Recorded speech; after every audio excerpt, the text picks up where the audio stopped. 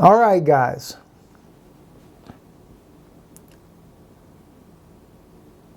Okay. We're here now. My question is, were we at all live? I mean, I just thought I recorded the entire broadcast. Did we do nothing? We were not live. Okay.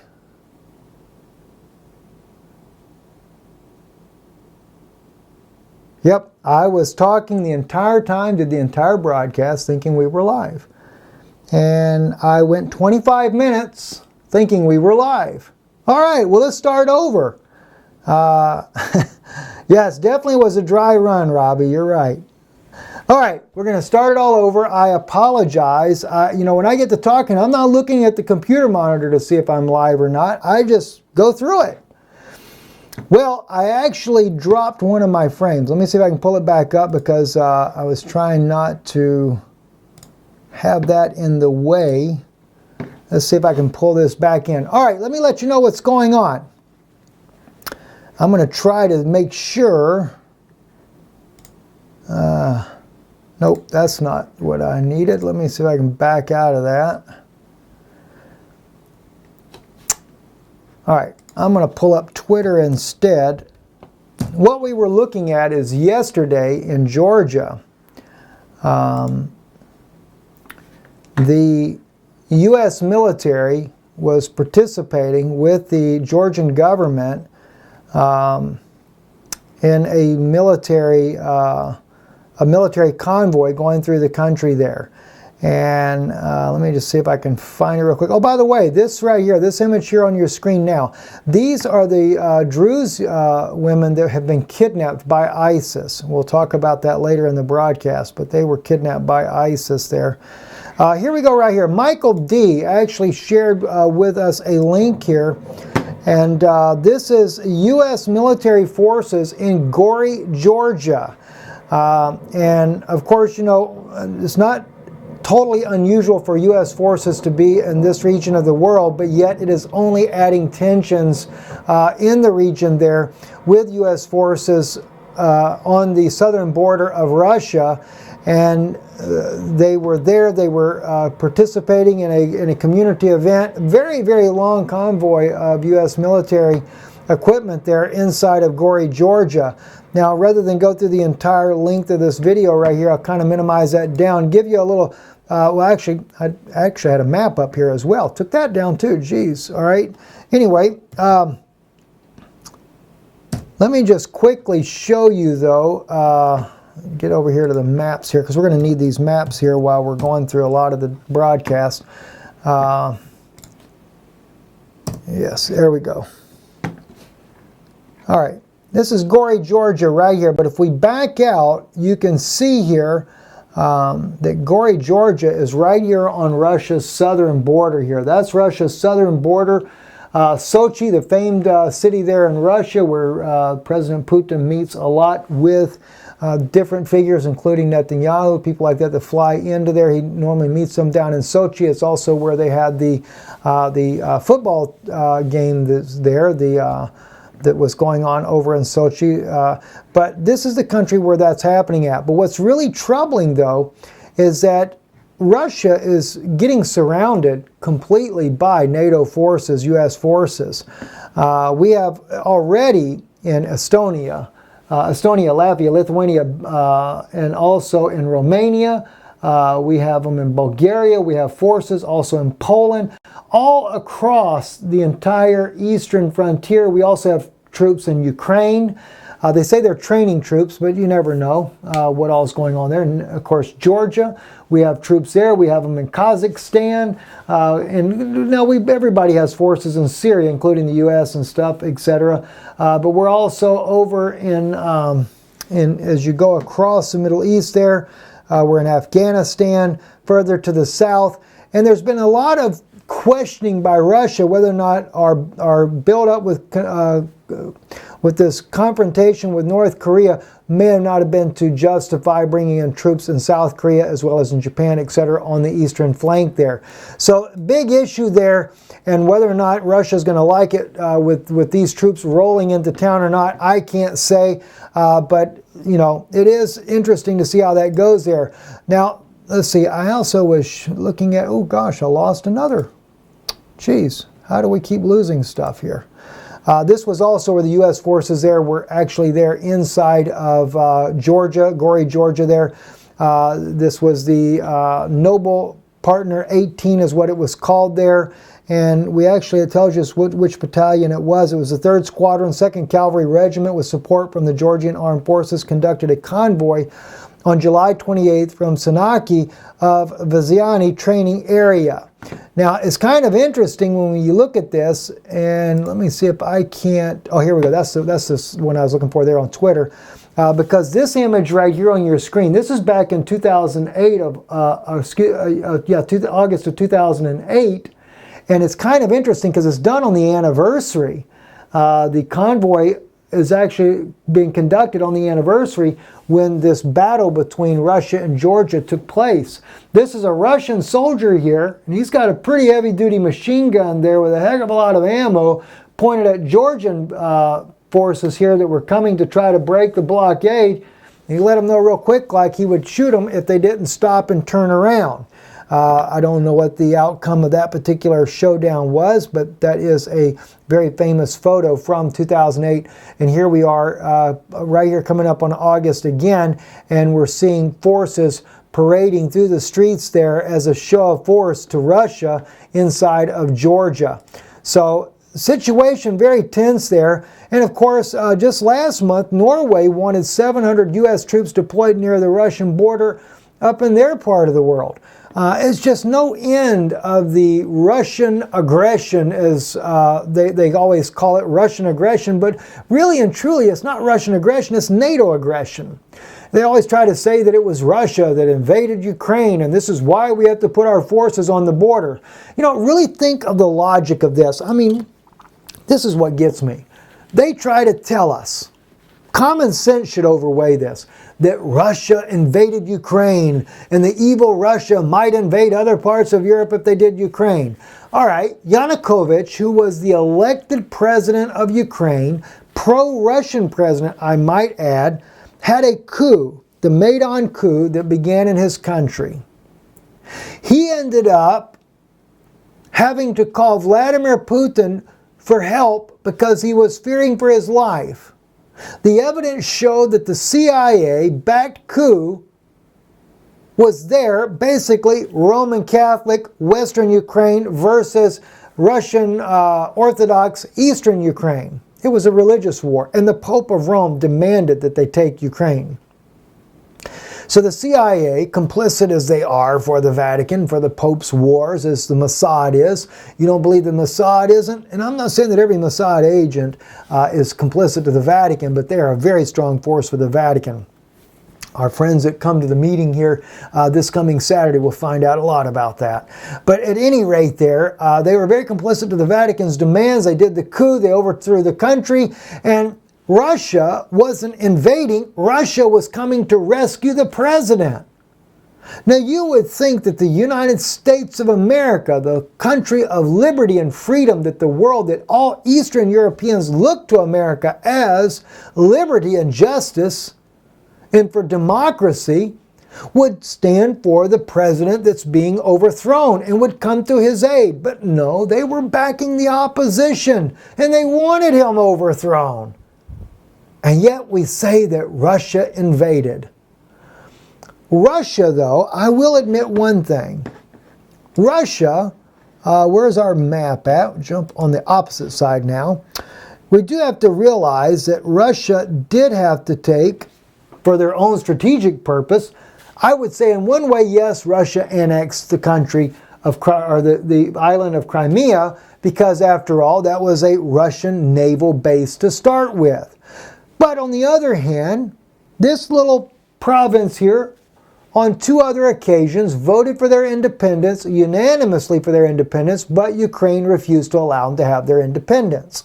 But in a case where Russia needs to make sure they salvage Crimea for their naval base, Russia enforces their vote this time around, and they secede back into the Russian community. Eastern Ukraine over here, predominantly ethnic Russians, either got the help of Russia to defend themselves against the aggressive Western Roman Catholics that were fighting for the Pope of Rome. You don't believe that? Look at the images. Both sides being anointed of their priests. Russian Orthodox and Roman Catholic being anointed by their priest. Yeah, it's definitely a religious war.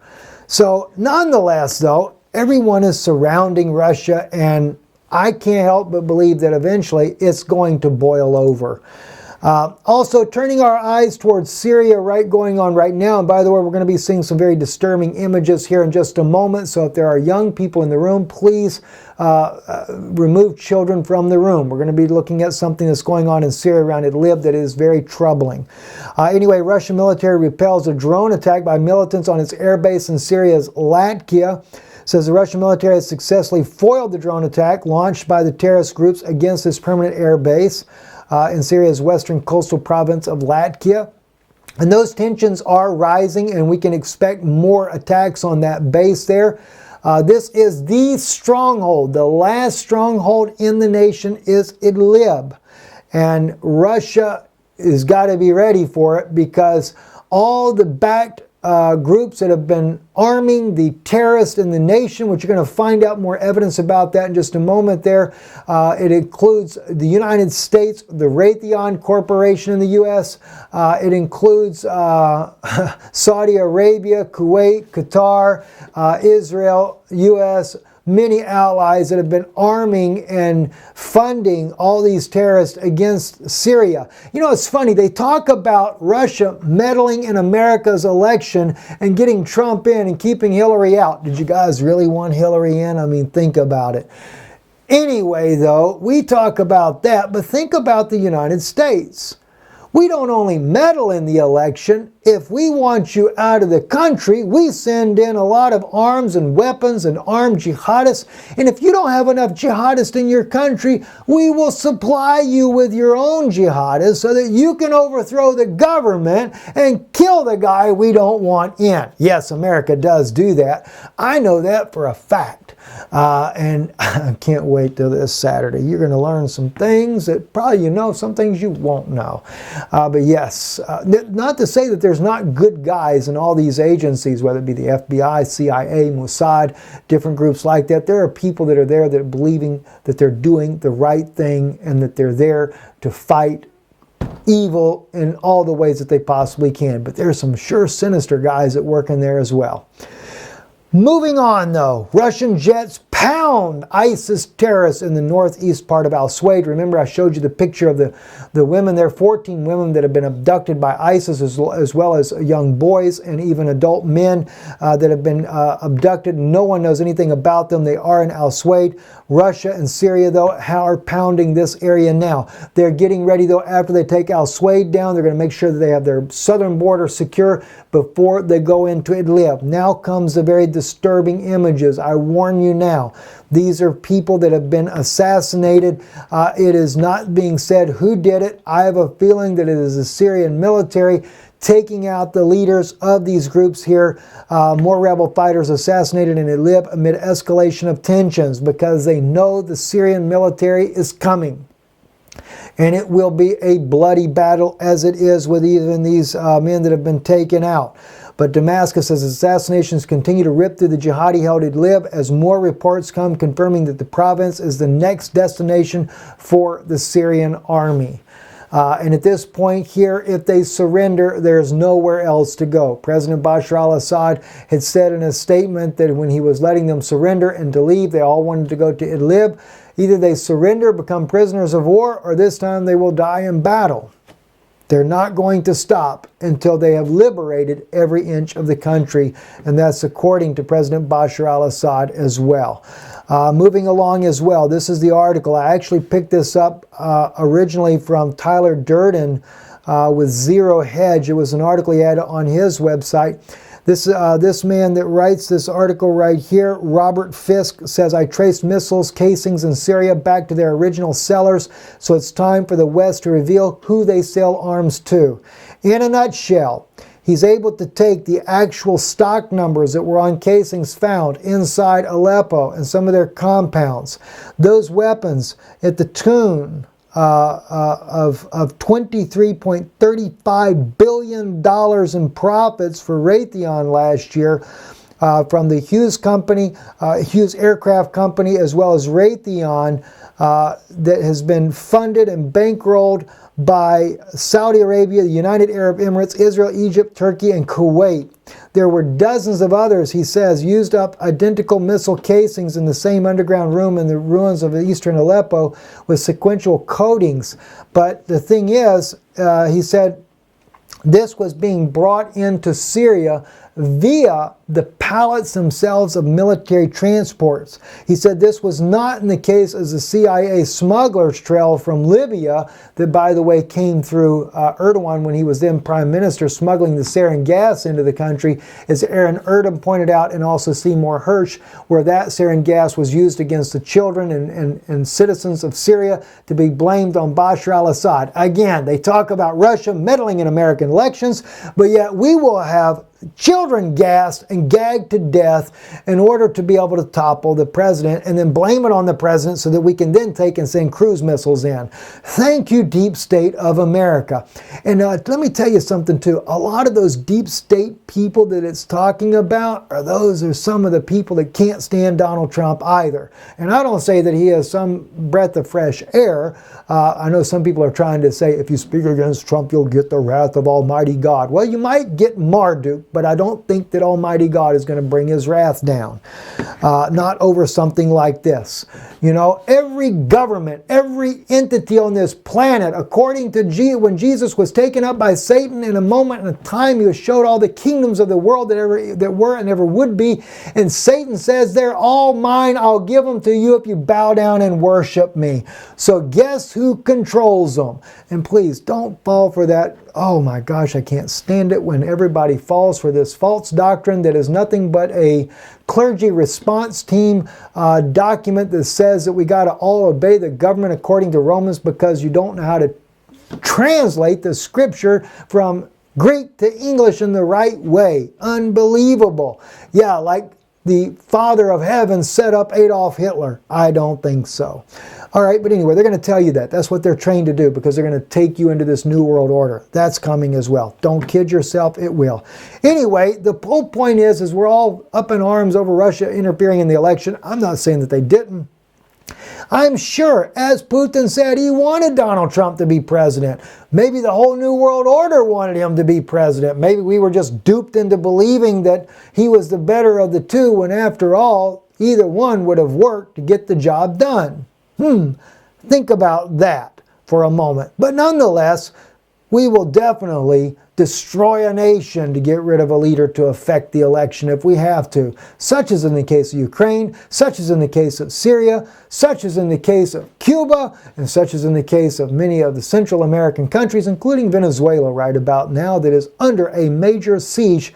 It's just a matter of time before we send troops there to finish the job off. Terrible, isn't it? Anyway, moving on. Tamimi. Ahed Tamimi has been released from prison. This is an issue that does trouble me. I realize there are problems on both sides. I get that.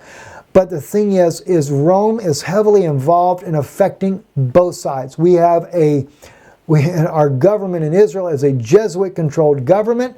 It is a Jesuit-controlled government on the Palestinian Authority side, and it is the Jesuits that are pushing both Palestinians and Israelis to hate and fight against each other. So it is troubling. Nonetheless, though, this young lady was 16 years old. No, it was not right for her to go slapping around the soldier. But clearly, there is no equality in government in Israel for Palestinian children. They should have due process, and it should be treated equally as an Israeli citizen. I say this because Moses said this.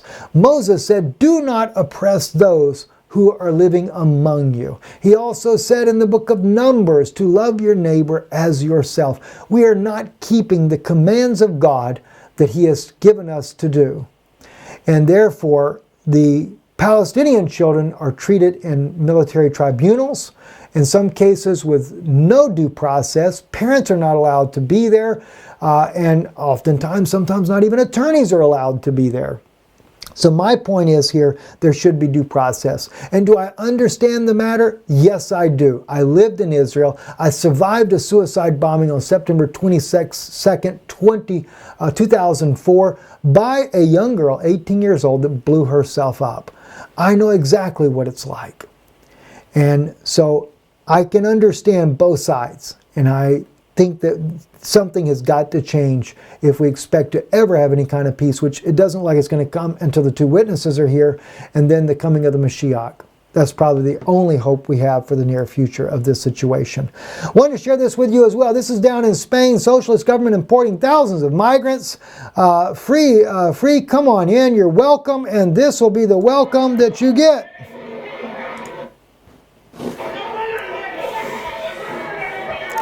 In case you can't see what's going on the screen, these are the migrant men. There are no women that I can see, no families whatsoever. But they're going nuts. And the police are not going to get out of their cars. The only thing the police are going to do is leave. So all the citizens there, if they get caught up in this trashing of everything, they'll just get taken out along with everybody else. Very troubling indeed, very troubling indeed. Welcome, Europe. I'm sure Rome is sending you your jihadists your way.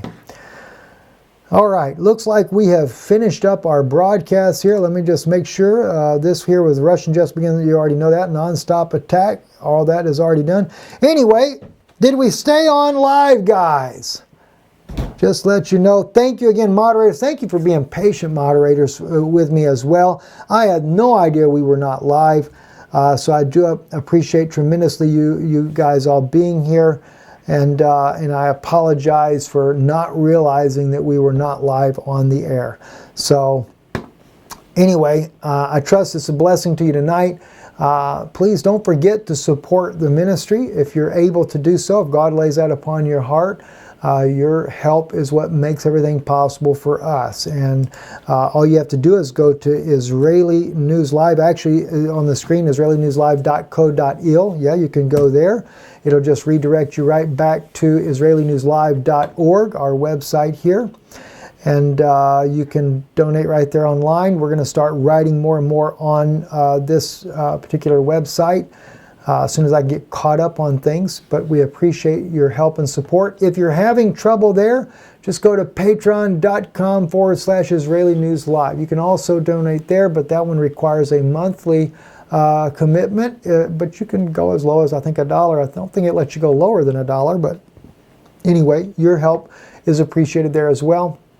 And as well, I was going to do a video there today, but we ended up getting tied up with a bunch of issues here. So hopefully I will get on to that tomorrow. I'm Stephen Ben-Nun. You're watching Israeli News Live. Thank you guys for watching, and Erev Tov.